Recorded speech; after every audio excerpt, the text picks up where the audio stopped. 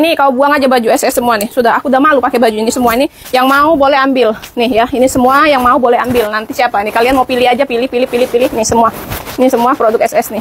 Aku malu dilihatin orang, nanti dikata aku ular pula berjalan, ya. Tadi kira aku ular berjalan tuh. Kalian pilih aja dulu kalau kalian mau nih. Kalau nggak ada yang mau sudah, nanti aku kasih orang. Udah, pilih aja. Pilih aja. Nanti yang sisa aku kasih followers. Kau yang mana? Jangan kau berantakin, yang mana ambil. Masing-masing berapa? Udah, masing-masing 2 aja. Ambil masing-masing 2, ntar sisanya aku kasih followers aku. Kau yang mana, Sakila? Kau itu. Wow, kita nggak berpisah kan? Kamu yang mana, Sa? Putih sama pink. Sisa berapa itu? Dah, ntar aku bagi-bagi sama followers aku. Nah, ini masih ada sisa nih. Masih ada sisa. Nanti aku bagi buat followers aku. Kalian komen aja. Nah, ini perhatikan ya guys. Tuh, ini nggak keluar air. Ini padat tuh. Tuh, kayak gini. Ya. Tuh. Sebagus itu kalau kalian coba. Aku belinya murah kok kemarin, nggak mahal, murah. Artinya uang ya yang dikeluarkan oleh konsumen pembeli produk skincare. Kenapa dia bisa beli produk skincare? Karena dia terbujuk ya, atau termakan dengan iming-iming ini produk bagus, kandungannya sekian. Tapi pada faktanya kandungannya tidak sesuai, itu bisa dapat dikenakan pasal penipuan. Apalagi kalau sampai membuat merugikan kesehatan si pengguna skincare. Oke bang, ternyata banyak nih bang, diduga para owner skincare ini menjual barang tidak sesuai apa yang mereka sampaikan ini. Yeah. Terus abang juga sempat membuka apa itu artinya untuk korban-korban yang diduga menjadi korban skincare ini sudah sejauh mana bang? Mungkin orang-orang yang sudah mengadu ke abang ini untuk memberikan bukti. Jadi sejak kemarin saya menyampaikan, memposting ya terkait dengan kegaduhan skincare ini, saya sudah mendapatkan beberapa orang yang merasa dirugikan. Bahkan kemarin saya sudah ketemu dengan satu orang ibu-ibu yang memang dia membeli secara online, ya, membeli produknya yang mungkin saat ini lagi rame, lagi viral, membeli produk tersebut, lalu dia menggunakan dan dia akhirnya wajahnya jadi apa ya, merah-merah, jadi jerawatan seperti itu. Nah, saya tanya, Bu, Ibu punya bukti bahwa Ibu beli di online? Ada, saya transfer uangnya ke atas nama PT skincare tersebut, ya, perusahaan skincare tersebut. Terus selalu saya tanya, selain bukti Ibu membeli produk itu, ya, ada nggak rekam medis bahwa ketika menggunakan produk tersebut sampai mesti harus ke dokter karena untuk memulihkan kondisi akibat dari menggunakan produk tersebut? Ada. Jadi ada rekam medisnya bahwa si ibu yang kemarin saya temui itu wajahnya istilahnya dia berharap lebih bagus dari sebelumnya, tapi malah akhirnya harus ke dokter. Kan di dokter ada rekam medisnya. Oke, siapin Bu itu. Artinya di sini masyarakat juga, saya kasih tahu ya, masyarakat itu punya hak dan dilindungi secara hukum, terutama dari hukum undang-undang perlindungan undang-undang konsumen gitu. Jadi sebenarnya nggak usah takut, nggak usah khawatir. Ketika kalian beli tentunya orang polisi untuk mengamankan posisi dia juga. Kita melarang untuk pergi dulu karena orang polsek lagi perjalanan ke sana. Benar sekali. Kita melarang untuk pokoknya aku malam itu memang harus ketemu titiknya. Ternyata dia nggak mau ngaku, tetap nggak mau ngaku. Enggak, saya punya hak. Dan teman-teman media di sini harus tahu, kita di sana di polsek udah melakukan mediasi perdamaian. Hah? Mediasi perdamaian? Mediasi perdamaian apaan? Ngata-ngatain bopeng, ngata-ngatain segala rupa, sampai teriak-teriak, ngancem-ngancem, bilang mau ke Kalimantan lah, apalah segala itu, ya. Perdamaian nggak kayak gitu modelannya, nggak rame-rame, teriak-teriak, nunjuk-nunjuk, terus ngomong penipu, ya, penipu, zalim, apalagi tuh bahasa-bahasa itu bukan perdamaian. Bahasa perdamaian itu, yuk kita duduk sama-sama yuk, minta tolong buat kita bicarakan ini baik-baik yuk. Ayo di depan live kita berdua nih, mari kita duduk cari tempat duduk yang enak yuk, Doktif. Itu perdamaian. Mungkin ada kesalahpahaman dari apa yang sudah Doktif lakukan, saya mungkin bisa memberikan masukan juga buat Doktif. Dari sisi saya, Doktif, mohon buat kita duduk baik-baik. Yuk kita live berdua yuk. Saya mau lihat produknya itu. Saya coba juga untuk jelaskan yuk, Doktif. Tuh perdamaian tuh. Terus Ceknya ini apa nggak mau damai aja. Terus dari kita bilang kita mau damai asal kasih tahu dulu itu produk dari mana. kita mau damai asal kasih tahu dulu produk dari mana. Itu bukan mau damai. Bukan mau damai. Nggak ada damai itu, nggak ada asal. Damai itu nggak ada asal. Damai itu langsung niat. Mau damai baik-baik, selesaikan, dan nggak nyari-nyari produk dari mana. Karena kok nyari-nyari produk dari mana, berarti mau nguber si resellernya dong. Kasihan lagi dong wong cilik. Kasihan lagi dong orang kecil. Ya kan, dia udah rugi dapat barang busuk, begitu dia spill ke orang yang bisa memberitahukan ke publik supaya kita semuanya aman, supaya nih masyarakat terjaga ya, hak-haknya masyarakat, mendapat hak konsumen, mendapatkan produk yang bagus, yang sehat, yang baik, yang yang benar-benar real gitu ya, bukan produk abal-abal. Jadinya bisa membahayakan si reseller dong, yang udah memberikan info kepada masyarakat. Gimana kamu bukan mau damai tuh, kamu mau cari siapa yang bikin usaha kamu ini jadi ketahuan, ya kan, bisa bikin produk kamu yang gak bagus itu bisa ke up ke masyarakat. Itu bukan mau damai. Aduh, kamu gimana sih Saya punya hak katanya, saya punya hak untuk nggak menjawab. Betul. Untuk melindungi reseller. Betul, melindungi reseller, betul. Berarti kalau dia melindungi reseller yang mengedarkan produk ini, berarti dia melindungi juga orang kejahatan. Jadi saya di situ bingung gitu loh. Kalau misal yang bingung gue. Yang bingung gue. Ntar dulu deh, gue minum kopi Ntar dulu, lu melindungi kejahatan dari mananya? Reseller mengedarkan produk, gak ada itu. Reseller kan dapat produk kan dari Anda. Berarti produk Anda yang harus dipertanyakan, bukan si resellernya. Bukan Doktif melindungi kejahatan.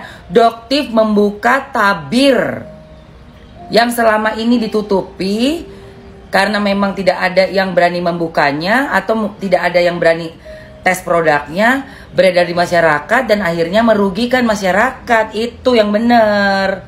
ya dia takut nih, takut kalau misalnya kami emosi kasih ke Bepom, saya kasih ke Bepom, kan simpel ya, bawa polisi kasih ke Bepom karena dia udah mengedarkan dan memfitnah, habis-habisan itu pembuatan dari saya gitu.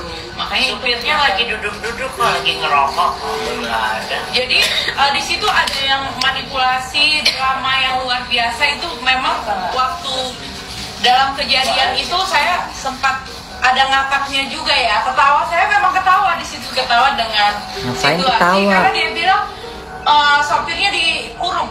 Oh sopir, lihat ya guys, sopir saya dikurung katanya kan. Aku marah dong kalau sempat mereka nih main ngurung ya kan. Di mana sopirnya dikurung katanya. Nggak ada bu, nggak ada yang ngurung kata mereka nih. Ya namanya orangnya panik. Lu nyerangnya sama berapa orang? Satu perempuan sama satu cewek lagi. Dikeroyoknya rame-rame, gimana nggak panik? Dramatiskan itu semua. Kalau dia itu memang restorannya harus tutup. Iya, dia udah malam karena restorannya juga nggak mau ada keributan.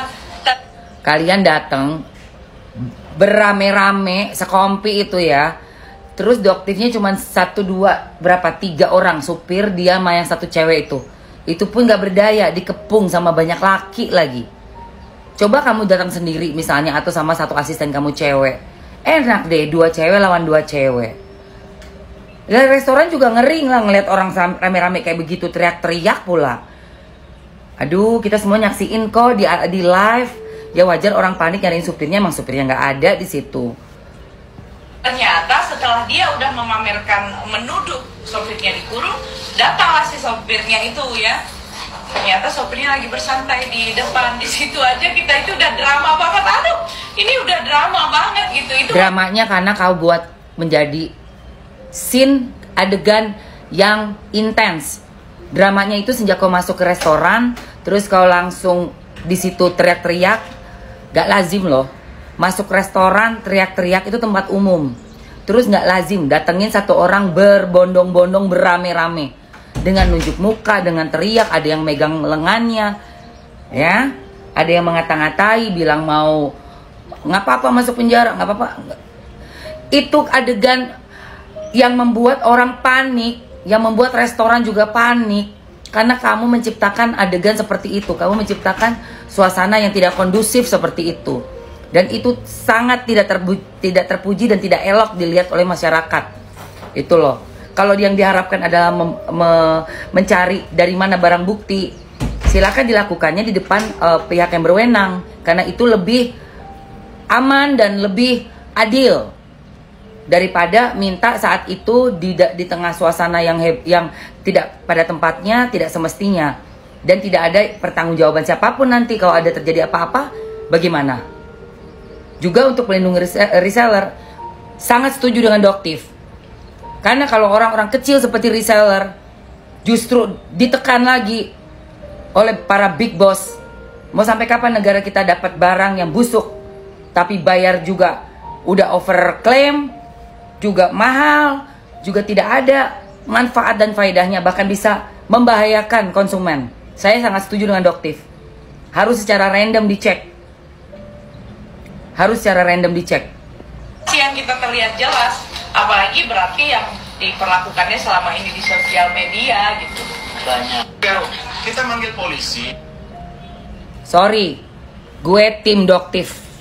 Ya, dan kalau lu pengen setidak-tidaknya mendapatkan lagi simpati masyarakat, which is yang kayaknya udah susah banget ya, karena melihat dari attitude-nya nggak mau ngaku salah.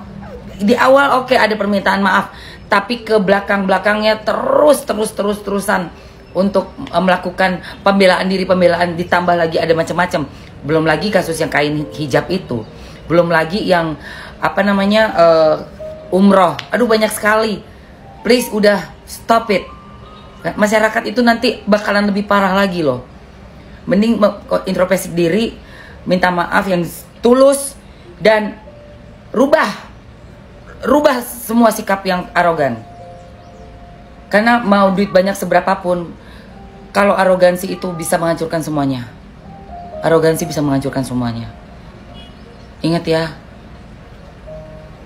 jangan sampai terlambat, sudah nggak bisa diselamatkan lagi. Oke, itu aja sih pesan dari Mamski. Aduh, ampun. Mau dong kak, nggak apa-apa, aku pakai di desa, nggak ada yang paham brand SS mah, yang tim baju, semoga lancar rezekinya. Oke, amin. Oke, aku kirimin kamu baju SS, nanti kamu DM alamatnya ya. Kalau di desa bener banget nggak akan ada yang tahu, jarang banget yang tahu produk-produk SS ya. Jadi nggak akan ada yang bilangin kamu ular berjalan, si overclaim, si tuti, apa segala macem, dapat sindiran-sindiran sinis, dapat tatapan-tatapan sinis dari orang-orang karena udah pakai baju SS ya. Ya udah sih aman, oke? Gak apa-apa, aku kirimin buat kamu. Kalian lihat, saya pun malu pakai baju SS dibilang sama orang-orang baju ular katanya. Udah paham kan ya? Kalau ada yang tanya, kenapa kak malu pakai bajunya? Kan bagus, kan mahal, lebay segala macem. Enggak ya guys. Jadi kalian udah tahu kan, yang satu permasalahannya dia menjual skincare overclaim. Ini bikin kayak malu lah gitu ya. Terus yang kedua, memberangkatkan Isa Zega yang katanya bener lah gitu kan, udah tahu kan ya masalahnya. Nah, jadi kayak merasa kalau aku pakai bajunya terus dilihat orang-orang tuh akan mikir, ih masih pakai baju SS, si tahu nggak si SS tuh pendukung ini loh, gini. Nah, terus overclaim loh gini. Pasti akan ada omongan sama orang-orang seperti itu. Nah, buat kalian yang bilang, yaudah kasih aku aja, ini bajunya sudah pasti akan aku kasih ya, paling nggak ART aku, orang-orang teman-teman offline, ataupun kalian juga boleh DM aku.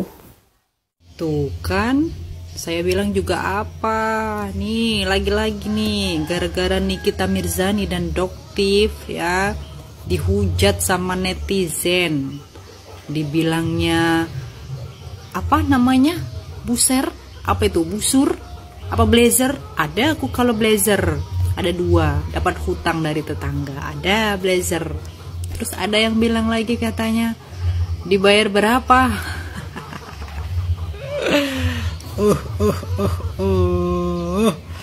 Sebenarnya mau sih kalau dibayar, tapi rasanya jauh banget ya. Siapa aku gitu dibayar sama Nikita Mirzani, sama Doktif? Hah? Hanya orang kampung. Ini diibaratkan nih ya. Aku aku dibandingkan dengan Nikita Mirzani dan Doktif. Tahu nggak gedung DPR? Ya, aku tahu sih sekilas, tapi aku nggak tahu berapa lantai itu ya. Aku nggak pernah ngitung juga dan nggak mau ngitung juga. Tapi yang aku tahu tinggi bener itu ya gedung DPR ya. Nah ini diibaratin nih ya. Ini Nikita Mirzani sama Doktif tuh diibaratkan gedung DPR itu. Dan aku hanya sebutir kerikil yang ada di depan parkiran tuh. Begitulah kira-kira. Terus kira-kira Nikita Mirzani kenal nggak sama aku? Doktif kenal nggak sama aku? Mau dibayar? Mau sih sebenarnya. Oke ya. Oke. Oke ya, udah ya. Udah ya guys ya. Oke. Masa sih macet? Enggak kan? Aman. Oke. Kok disuruh pindah? Ini mah enggak guys. Enggak. Oke, aman ya. Lancar. Oke. Lancar, tolong ditutup Ge, agak ditutup biar agak ini rame soalnya. Oke ya, aman. Jadi guys ya, oknum yang melarang Doktif yang ngaku sebagai polisi, yang ngaku sebagai TNI. Oke? Namanya adalah Faisal. Dia adalah ajudan dari SS Rahma. Ya, oke. Udah ya guys ya, aman ya, udah pada di screen recorder ya, screen record ya, udah di record ya. Untuk Bapak Kapolri, Pak, anak buahnya Pak, ada yang ngancem-ngancem Doktif nggak boleh masuk mobil. Pak Listio, emang didikannya gitu ya Pak ya, Brimob? Tugasnya Brimob adalah melarang orang keluar dari rumah makan, terus mengintimidasi masyarakat kecil. Apakah itu tugas dari seorang Brimob? Apakah seorang Brimob pengawal dari Rahma bisa melarang Doktif masuk ke mobil? Faisal, usia 25 tahun, anggota Brimob. Gitu. Ayo. Jadi itu beneran ya guys ya, itu oknum anggota Brimob. Oknum. Wah. Gitu ya. Ketahuan ya. Pak Listio nggak pernah loh. Nggak pernah Pak Listio itu.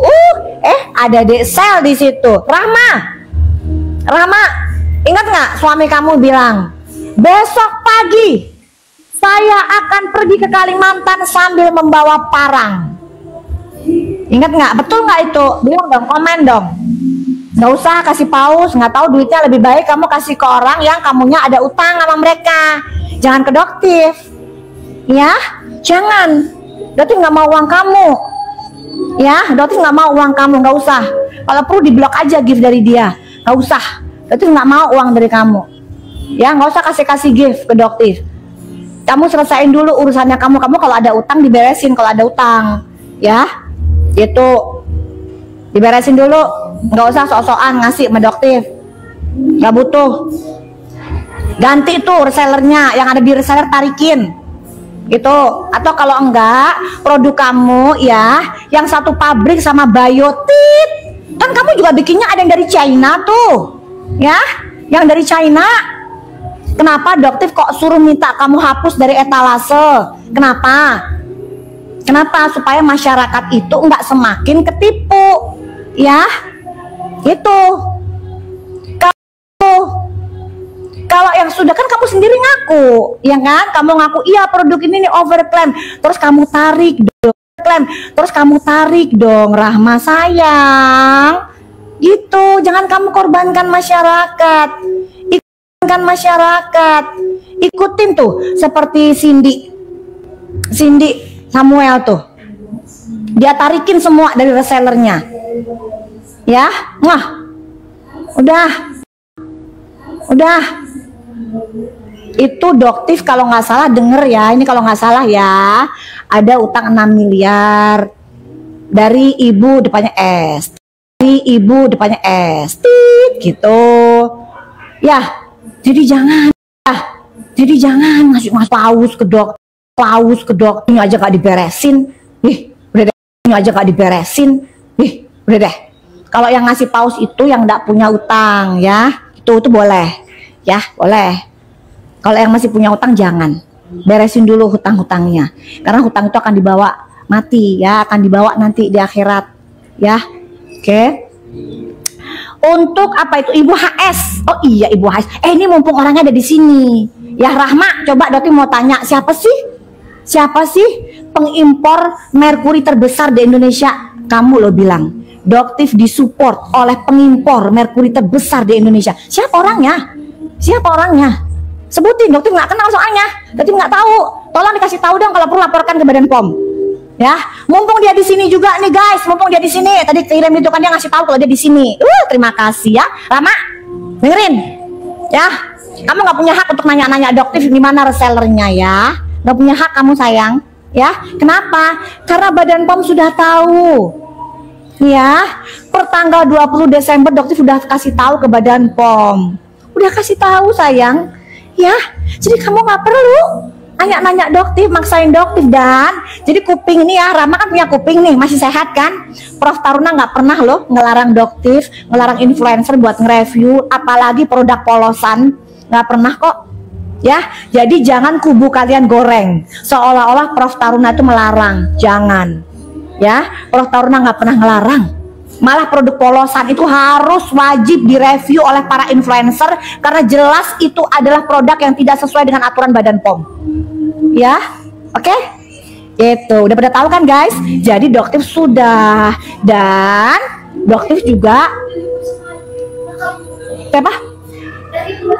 Ya tuh kan, repost lagi tuh, lihat kan di repost lagi. Kok kamu bilang, oh bangga banget di repost sama Mas Gibran gitu. Ya kan? Kenapa? Doktif pasang badan. Doktif bener. Tanya aja tuh ke Badan POM. Mungkin nanti Mas Gibran bisa tanya ke Prof Taruna, ke deputi-deputinya. Tanggal 20 Desember 2024. Ya, handphonenya masih ada. Tanggal 20 Desember 2024. Coba Doktif kasih tahu nih ke kalian nih. Doktif sudah melaporkan ke beliau. Ya. Nih, Doktif sudah kasih tahu, cuman Doktif nggak akan mau ya. Doktif mau di sini, tapi Doktif ada buktinya. Per tanggal 20 Desember 2024 di jam 12.40. Doktif udah kasih tahu ke Badan POM. Kenapa Doktif nggak mau kasih tahu ke kamu? Kamu kan bilang di mediasi, suami kamu, besok saya akan pergi ke Kalimantan sambil membawa parang. Ya terus kan kasihan, gimana nasibnya reseller, kamu bawa parang, kamu mau apain? Rahma, kamu bilang dong, Rahma. Kamu bilang pada saat preskon, kamu bilang, saya mengucapkan suami saya mengucapkan saya akan membawa parang ke Kalimantan. Bilang dong. Kalau giliran kayak gitu nggak dibilang. Ya kan? Udah, gak usah. Beresin dulu itu semuanya, ya. Kalau misalnya Doktif terima duit dari kamu, gampang, mana transfernya? Buktiin aja, udah. Itu kamu tuh cuman pion, Rahma, dari seorang DRZ. Dan DRZ sudah kemakan juga akhirnya, umpannya berhasil, udah berhasil, semua ketahuan, semua masyarakat Indonesia terbuka matanya. Ya, dimakannya. Cuman yang Doktif sesalkan, kenapa di ruang mediasi Doktif nggak rekam masalah parang itu. Itu masyarakat Kalimantan bisa marah loh, kamu ngomongin parang-parang, mengintimidasi. Untuk Pak Kapolri, Pak Lisco, untuk yang tadi namanya tuh Faisal, 25 tahun, anggota Brimob yang harusnya melindungi masyarakat, masa mengintimidasi begitu?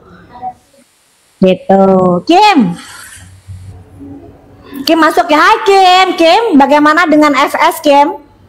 FS bilangnya dia FS itu ngajakin Cindy yang sudah nggak mau lagi jual krem, diajak-ajakin untuk berkubu ke mereka. Hayo FS, ngaku nggak? Cindy lo saksinya.